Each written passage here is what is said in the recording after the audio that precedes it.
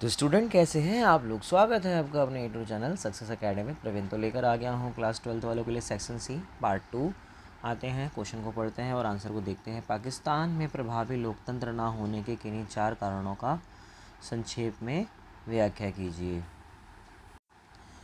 तो पाकिस्तान में लोकतंत्र क्यों नहीं स्थायी रह पाता है? क्योंकि पाकिस्तान में सेना, धर्मगुरु और भूस्वामी जैसे लोगों का वर्चस्व है। धार्मिक कट्टरपंथी वहाँ ज़्यादा है। सैनिक शासन कहीं ना कहीं वहाँ पे ज़्यादातर रहता है। और भारत के साथ कहीं ना कहीं जो संबंध है पाकिस्तान के वो काफ़ी तनातनी वाले हैं। इन कारणों से हम कह सकते हैं कि वहाँ पर जो कहीं ना कहीं लोकतंत्र है वो स्थायी नहीं रह पाता है।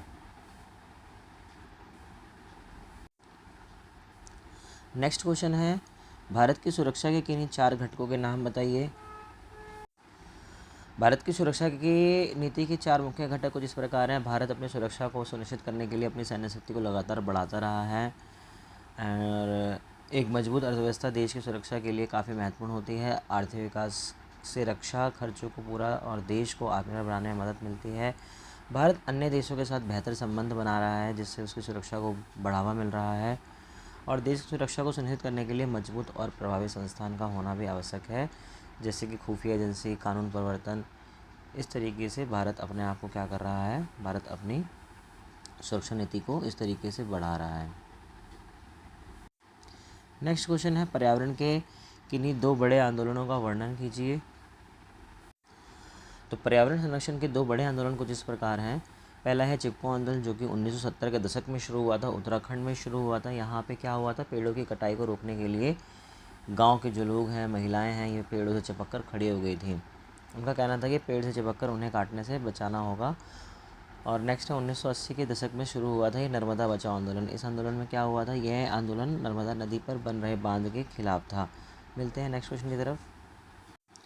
नेक्स्ट क्वेश्चन है हमारा, भू संसाधनों की भू राजनीति से कौन से देश अधिक लाभवंत हैं और कैसे, किन्हीं 2 बिंदुओं में व्याख्या कीजिए। वे देश अधिक लाभान्वित होते हैं जिनके पास अधिक महत्वपूर्ण संसाधनों का भंडार है या जो इन संसाधनों के व्यापार मार्गों को नियंत्रित करते हैं। सऊदी अरब जैसे हो गए, इनके पास तेल का बड़ा भंडार है। वे अपनी आर्थिक और राजनीतिक शक्ति को बढ़ाने के लिए इन संसाधनों का उपयोग करते हैं। सिंगापुर जैसे देश जो हैं वो महत्वपूर्ण समुद्री व्यापार मार्गों पर स्थित हैं, जिससे कहीं ना कहीं विश्व व्यापार पर नियंत्रण स्थापित करके आर्थिक और रणनीतिक लाभ प्राप्त करते हैं। नेक्स्ट क्वेश्चन है, पहले 3 आम चुनावों में कांग्रेस का दबदबा ये क्वेश्चन है, वैश्वीकरण विरोधी आंदोलन द्वारा उठाए गए किन्हीं 4 बिंदुओं की व्याख्या कीजिए। तो पढ़ते हैं वैश्वीकरण के प्रभाव। तो वैश्वीकरण के 2 राजनीतिक प्रभाव कुछ इस तरीके से हैं। वैश्वीकरण ने राज्य की क्षमता को कम किया है जिससे कल्याणकारी राज्य की जगह एक न्यूनतमवादी राज्य का उदय हुआ है। अब बाजार के अंदर आर्थिक और सामाजिक प्राथमिकताओं का मुख्य निर्धारक बन गया है। वैश्वीकरण ने भारत की वैश्विक भूमिका और प्रभाव को बढ़ाया है, लेकिन साथ ही आतंकवाद, साइबर अपराध और मानव अधिकारों के उल्लंघन जैसी चुनौतियों को भी जन्म दिया है। नेक्स्ट क्वेश्चन है, पहले तीन आम चुनावों में कांग्रेस का दबदबा रहा है, इसलिए इस दौर को एक दलीय प्रभुत्व का युग भी कहा जाता है। किन्हीं 4 बिंदुओं के कारण इसकी व्याख्या कीजिए। तो पहले 3 चुनावों में कांग्रेस के प्रभुत्व के 4 कारण कुछ इस प्रकार हैं। कांग्रेस पार्टी को स्वतंत्रता संग्राम की विरासत मिली थी जिसके कारण जनता का व्यापक समर्थन प्राप्त था। कांग्रेस एक सुव्यवस्थित और अखिल भारतीय पार्टी थी जिससे पूरे देश जुड़ा हुआ था। कांग्रेस ने समाज के विभिन्न वर्गों और विचारधाराओं को एक साथ लेकर कहीं ना कहीं एक मंच प्रदान किया और उस समय कोई मजबूत विपक्षी दल नहीं था जो कांग्रेस को चुनौती दे सके। तो ये सभी कारण क्या हैं, ये सभी कारण इस तरीके से हैं जो कांग्रेस को क्या करते हैं, एक उसके प्रभुत्व को बताते हैं। नेक्स्ट आपका गद्यांश सेक्शन डी। इस गद्यांश को आपको अच्छे से रीड आउट करना है और इसको रीड आउट करके क्या करना है, उत्तर देना है। तो आते हैं अपने क्वेश्चन की तरफ। पहला क्वेश्चन क्या कह रहा है, निम्नलिखित में से कौन दक्षिण एशियाई देश नहीं है? तो वो है हमारा चीन नहीं है। नेक्स्ट क्वेश्चन में बढ़ते हैं, दक्षिण एशिया में कितने देश शामिल माने जाते हैं? तो दक्षिण एशिया में 7 देश शामिल माने जाते हैं। निम्नलिखित में से कौन सा दक्षिणी एशियाई देश 1968 में एक सल्तनत हुआ करता था? तो वो था हमारा मालदीव। निम्नलिखित में से क्या दक्षिण एशियाई देशों में एक समान सा नहीं है? तो यहाँ पे राजनीतिक व्यवस्था एक समान नहीं है। नेक्स्ट क्वेश्चन आता है, भारत में दिए गए मानचित्रों में से 4 A, B, C, D चिन्हित किए गए हैं, आपको जानकारी के आधार पर इनको भरना है और राज्यों की पहचान करनी है। तो आइए देखते हैं यहाँ पे क्वेश्चन क्या कह रहा है। क्वेश्चन इस तरीके से है। फर्स्ट क्वेश्चन है, वह राज्य जहाँ से पंडित जवाहरलाल नेहरू ने चुनाव लड़ा था, तो वो था हमारा यूपी। उसके बाद है, वह राज्य जहाँ सरदार वल्लभ भाई पटेल का जन्म हुआ, तो वो था हमारा गुजरात।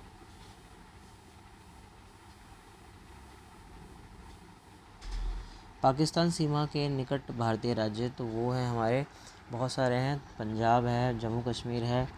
यहाँ पे आपको फिल करना है पंजाब।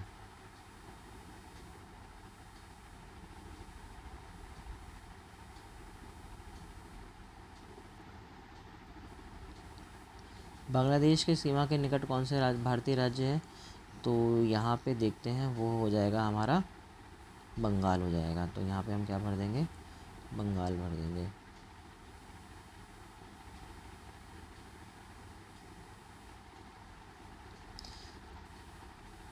इस तरीके से यहाँ पे हो जाएगा, ए हो जाएगा आपका पंजाब, ये आपका पंजाब है, ये आपका यूपी है, ये आपका गुजरात है, और ये आपका बंगाल है। इस तरीके से बढ़ते हैं नेक्स्ट क्वेश्चन की तरफ।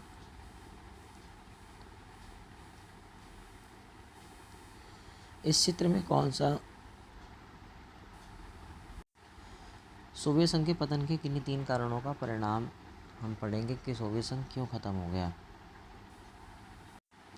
एक बार और देख लेते हैं। यहाँ पे आ जाएगा आपका टाइटैनिक, फिर यहाँ हो जाएगा आपका यूरोपीय संघ, यहाँ पे हो जाएगा हिमखंड क्या दर्शा रहा है, G20 के सामने आने वाली समस्याएं, और यूरोपीय संघ में कितने हैं, तो ये है 12 सितारे हैं। सोवियत संघ के पतन के किन्हीं 3 परिणामों की व्याख्या कीजिए। आइए देखते हैं इसके परिणाम। सोवियत संघ के पतन के 3 प्रमुख कारण क्या थे, क्यों सोवियत संघ का विघटन हो गया। कई वर्षों से कहीं ना कहीं अस्थिरता थी, जनता की ज़रूरत को पूरा नहीं कर पा रहे थे। यहाँ की पार्टी कम्युनिस्ट पार्टी का दबदबा था, वो जनता को जवाब नहीं दे पा रही थी, और कह सकते हो सोवियत गणराज्यों में राष्ट्रवादी भावनाएं बढ़ने लगी थी, जिससे स्वतंत्रता की मांग उठने लगी थी। और 1991 में क्या देखने के लिए मिलता है, सोवियत संघ का विघटन हो जाता है। इन दोनों में से एक करना है, यूरोपीय संघ या आसियान वाला। यूरोपीय संघ की किन्हीं 3 विशेषताओं का विस्तार से वर्णन कीजिए, आसियान की किन्हीं 3 विशेषताओं का विस्तार से वर्णन कीजिए। तो यहाँ हम पढ़ेंगे आसियान की 3 प्रमुख विशेषताओं को। आसियान का मुख्य उद्देश्य सदस्य देशों के बीच आर्थिक विकास करना, सांस्कृतिक विकास करना।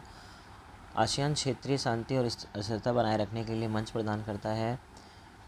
यह सदस्य देशों के बीच वाद विवादों को रोकता है शांतिपूर्ण ढंग से, और संवाद का उपयोग करता है। इस तरीके से ये है आसियान। नेक्स्ट क्वेश्चन है, क्या राष्ट्र संगठन आज प्रासंगिक है। अपने उत्तर के समर्थन में किन्हीं 3 प्रासंगिक तर्क या उदाहरणों का प्रयोग कीजिए। हाँ, संयुक्त राष्ट्र संगठन आज प्रासंगिक है। इसके समर्थन में 3 तर्क इस तरीके से हैं। संयुक्त राष्ट्र ने दुनिया भर में कई शांति अभियान का नेतृत्व किया। संयुक्त राष्ट्र संघ ने कहीं ना कहीं कार्यक्रम और यूनिसेफ जैसी एजेंसियों को कहीं ना कहीं माध्यम से लाखों लोगों को भोजन दिया, स्वस्थ जीवन दिया, शिक्षा प्रदान किया। और संयुक्त राष्ट्र संघ ने मानवाधिकारों की सार्वभौमिक घोषणा के माध्यम से मानवाधिकारों को बढ़ावा दिया। नेक्स्ट क्वेश्चन है, इस सबसे महत्वपूर्ण अंतर्राष्ट्रीय संगठन की और प्रासंगिक बनाने के किन्हीं 3 तरीकों की व्याख्या कीजिए। तो ये है कुछ तीन तरीके। संयुक्त राष्ट्र संगठन में निर्णय लेने की प्रक्रिया में सुधार करना चाहिए। विश्व चुनौती जैसे जलवायु परिवर्तन और महामारी समाधान करने के लिए भूमिका और दायरों का विस्तार करना चाहिए। सदस्य देशों के बीच सहयोग और संवाद को बढ़ावा देने के लिए संरचना को मजबूत करना चाहिए। हमारे ग्रह पृथ्वी की स्थिति प्रतिदिन केवल हमारी अपनी मानवीय गतिविधियों के कारण ही बिगड़ती जा रही है। इस कथन की व्याख्या किन्हीं 4 सहायक तर्कों के साथ दीजिए। हमारे ग्रह पृथ्वी की स्थिति प्रतिदिन केवल हमारी अपनी मानव गतिविधि के कारण ही बिगड़ती जा रही है।